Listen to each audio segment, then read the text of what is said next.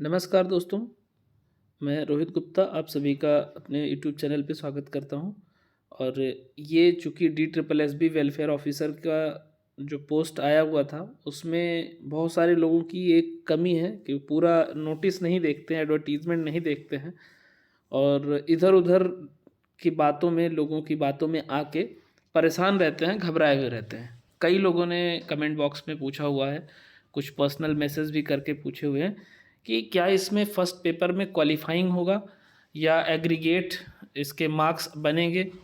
तो मैं आप लोगों को बताना चाहूँगा कि इसमें जो मेंशन्ड है वो आपको पढ़ना चाहिए और किसी के बताए हुए बात पे नहीं जाना चाहिए। और दूसरी बात ये क्वेश्चन ये था कि तैयारी कैसे करें, बुक कौन सा लें। तो भाई ऐसा है, बुक कोई भी मार्केट में स्पेशली अवेलेबल नहीं है कि जो DSSB वेलफेयर ऑफिसर के लिए पूरी तरीके से डेडिकेटेड हो। आर गुप्ता का और कुछ और अलग पब्लिकेशन का भी अवेलेबल है। आर गुप्ता का मैंने चूँकि देखा हुआ था, उसका ओवरव्यू किया हुआ था, तो आर गुप्ता में कहीं कोई थियरी की चीज़ें नहीं दी हुई हैं, सिर्फ और सिर्फ क्या चीज़ दिया हुआ है उसमें, PYQ दिए हुए हैं। एक साल का 2019 का प्रीवियस ईयर क्वेश्चन दिया हुआ है और सॉल्व्ड है, और बाकी MCQs हैं। मतलब उन्होंने अपने लेवल पे जो भी उनको आया वो क्वेश्चन बनाए हुए हैं। तो मैं ये नहीं कह सकता कि वो बहुत ऑथेंटिक है, बट हाँ यह है कि आपको बहुत सारे क्वेश्चन जब सॉल्व करते हैं तो कुछ डोमेन में आपको हेल्प मिल जाता है। लेकिन इसमें सिर्फ सोशोलॉजी, सिर्फ सोशल वर्क, सिर्फ क्रिमिनोलॉजी, सिर्फ साइकोलॉजी पढ़ने से काम नहीं चलेगा। ये चारों चीज़ों का मिक्सअप पढ़ना पड़ेगा। क्रिमिनल साइकोलॉजी पढ़ना पड़ेगा, डेवलपमेंटल साइकोलॉजी पढ़ना पड़ेगा, सोशोलॉजी के बेसिक जो क्लासिकल थिंकर अप्लाइड सोशोलॉजी है वो पढ़ना पड़ेगा, और सोशल वर्क का basic case work, group work, community, जो 6 मेथड्स हैं, और social work research, welfare administration, social action, ये चीज़ें ज़रूरी है पढ़ना। और उसके साथ साथ जितना बच्चों से रिलेटेड एक्ट है, चाहे वो अप्रेंटिस एक्ट हो, चाहे वो juvenile justice care and protection act हो, चाहे वो पॉक्सो एक्ट हो, और चाहे डोमेस्टिक वायलेंस एक्ट हो, या वर्क प्लेस हरेसमेंट एक्ट हो, विमेन के साथ प्रिजन एक्ट हो, तो ये सब चीज़ों को मिक्स करके क्वेश्चन पूछा जाएगा।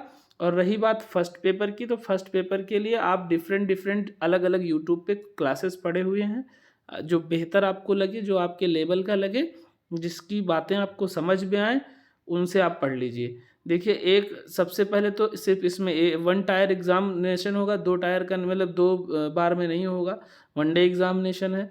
और इसमें 20 का 5 पार्ट आएगा, 20 question, mental ability, reasoning ability, reasoning, general awareness, English language and comprehension, Hindi language and comprehension, numerical aptitude और डाटा इंटरप्रिटेशन।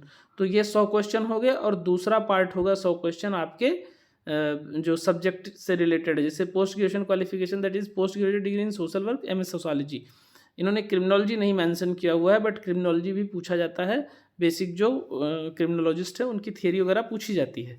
तो ये चीज़ हो गया। दूसरा ये हो गया कि क्वेश्चन सबसे ज़्यादा जो लोगों ने पूछा है कि फर्स्ट पेपर क्वालिफाइंग है या दोनों का मिला के जो रैंक है वो बनाया जाएगा। तो ये देखिए, जो बोल्ड में लिखा हुआ है, क्लियरली इन्होंने मेंशन किया हुआ है मिनिमम सबसे उससे पहले तो आप देख लीजिए ऊपर, the question in the examination will be bilingual, दोनों लैंग्वेज में होगा। DSSB reserve the right to change amend examination scheme if so required.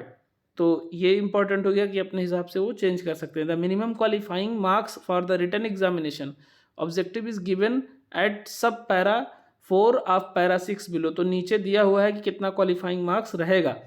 For applicants of technical post code 801/23, the mandatory minimum qualifying marks in tier 1 examination will be applicable only in respect of section B, which is domain subject specific. There will not be any minimum qualifying marks in section A. However, combined aggregate marks of both section A and section B will be reckoned for preparing the final merit list. It means इन्होंने क्या बताया है, section A का नहीं बल्कि section B का आपका qualifying होना चाहिए। क्या लिखा है, फिर से आप एक बार इसको पढ़ लो। Mandatory minimum qualifying marks in tier 1 examination will be applicable only in respect of section B which is domain subject. तो जो डोमेन सब्जेक्ट है उसमें क्वालिफाइंग आपका होना चाहिए। अगर उसमें क्वालिफाइंग मार्क्स की क्राइटेरिया आप फॉलो नहीं करते हैं तो आप फर्स्ट पेपर में 100 में 100 सही करके आएंगे तो आप फेल माने जाएंगे। There will be not be any minimum qualifying marks in section A. However, combined aggregate marks of both section A and section B will be reckoned for preparing the final merit list. तो final merit list दोनों को मिला के बनेगा, लेकिन फिर से एक बार क्लियर कर लीजिए, सेक्शन बी में आपको पास होना पड़ेगा। अगर सेक्शन बी में आपके मार्क्स कम है, सेक्शन ए में 100% आप लाए हैं तो आप फेल हो जाएंगे। ठीक है, उसके बाद में evaluation of tier 1 examination will be undertaken based on cumulative marks of section A and B, जो मैंने अभी बताया। There is no provision for re-evaluation, rechecking of answer sheet, answer scripts in respect of examination conducted by DSSB. No correspondence in this regard shall be entertained. और इसमें कोई आपकी बात नहीं सुनी जाएगी कि मेरा रीचेकिंग करवाइए, मेरा री-इवेल्यूशन कराइए, मेरा ये क्वेश्चन सही है, वो गलत है, कुछ नहीं। The DSSB reserves the right to cancel, withdraw, delete any question from the question paper, and the marks scored shall be prorated out of the maximum marks. तो जो क्वेश्चन गलत होगा वो खुद ही डिलीट कर देंगे, वो उसका उनके पास राइट है। Negative marking will be applicable and deduction of 0.25 marks will be made for each wrong multiple choice question answer. तो 0.25 मार्क्स का नेगेटिव मार्किंग है, यानी अगर आप एक क्वेश्चन सही करते हो तो 1 नंबर मिलेगा, 4 क्वेश्चन गलत कर देते हो तो ओवरऑल मिला के 0 हो जाएगा। तो ये है, और बाकी पोस्ट प्रेफरेंस वगैरह को लेके दिया हुआ है, वो आप पढ़ लेना। और जो मिनिमम क्वालिफाइंग मार्क्स है ये आप देख लो इसको। जनरल और ईडब्ल्यूएस के लिए 40% है। ओबीसी जो दिल्ली का ओबीसी है वो 35% है। ओबीसी आप पूरे इंडिया के लोग ओबीसी काउंट होगे क्योंकि यूनियन टेरिटरी है, बट जो बेनिफिट मिलेगा ओबीसी का वो सिर्फ दिल्ली वालों को मिलेगा। मतलब सीट में रिजर्वेशन रहेगा, बट यहाँ जो क्वालिफाइंग मार्क्स है उसमें सिर्फ दिल्ली वालों को दिया जाएगा। एससी एसटी, फिजिकली हैंडीकैप्ड और पर्सन विद डिसेबिलिटी, ये 30%। ठीक है, तो आप उसके बाद एक्स सर्विसमैन को 5% और भी रिलैक्सेशन है, तो जिस कैटेगरी में है उसके हिसाब से। अगर वो जनरल में है तो उनको 35 मिलेगा, और ओबीसी में है तो 30 मिलेगा, एससी एसटी हैं तो 25। तो ये है मेन जो सब्जेक्ट डोमेन के लिए है। The board in order to achieve qualitative examination and recruit the best talent available has fixed the following minimum qualifying marks for different categories। तो ये आपने देख लिया। तो ये बहुत ही इम्पॉर्टेंट इन्फॉर्मेशन था जो बहुत ज़्यादा कंफ्यूजिंग था लोगों के लिए, तो इसमें क्लियर हो गया है। और जो बोल्ड में लिखा होता है ये बहुत इंपॉर्टेंट होता है, आप लोग पढ़ लिया कीजिए। आप लोग भी जब लिखते होंगे आंसर शीट पे पहले तो हेडिंग डालते थे, तो ये हेडिंग है, इसको आपको फोकस करके पढ़ने की आवश्यकता होती है। और रही बात क्लासेस की, तो अब मैं थोड़ा थोड़ा सा जो है डेली कम से कम 10-20-30 क्वेश्चन और कुछ थियरी एक्सप्लेन करता रहूँगा जैसे जैसे टाइम मिलता रहेगा। और बीच में हो सकता है मुझे कहीं आना जाना पड़ जाए तो 1-2 दिन नहीं भी आएगा। तो आज जैसे मैं क्लासेस कोई नहीं डाल रहा हूँ, मतलब कोई क्वेश्चन नहीं डाल रहा हूँ, बट ये इन्फॉर्मेशन डाल रहा हूँ जो कि बहुत ही इम्पोर्टेंट था। तो अगर किसी को और कोई क्वेरी है तो आप पूछ सकते हैं। और फिर से आपको क्लियर कर दूं कि भाई ये जो फर्स्ट पेपर का है ना, इसके लिए कहीं इधर उधर मत भटकिए। मेंटल एबिलिटी, रीजनिंग एबिलिटी बहुत सरल आता है, इसको अपने लेवल पे यूट्यूब से क्लासेस करके तैयारी कर लीजिए। जीए आपको लूसेंट से मिल जाएगा। तो जनरल अवेयरनेस में आपको ये भी ध्यान रखना है, जो करंट अफेयर्स है वो भी पढ़ना है। इंग्लिश लैंग्वेज कॉम्प्रीहेंशन, ये भी आपको बेसिक रैन एंड मार्टिन या जो बेसिक आपके पास ग्रामर की बुक है वो थोड़ा सा पढ़ लीजिए। डायरेक्ट इनडायरेक्ट अच्छा खासा आता है तो वो भी देख लीजिए।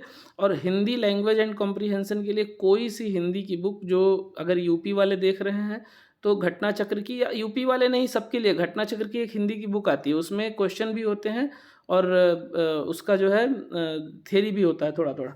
या आदित्य पब्लिकेशन की आती है बहुत पतली सी 40-50 रुपए की बुक, वो ले लेंगे, कम अच्छे से तैयारी हो जाएगी।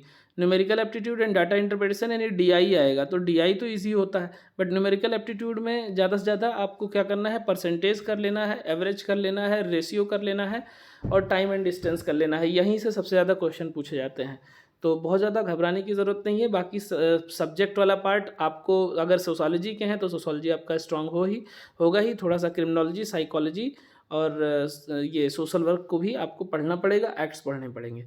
बाकी मैं अपने तरफ से जितना होगा पूरा कोशिश करूँगा।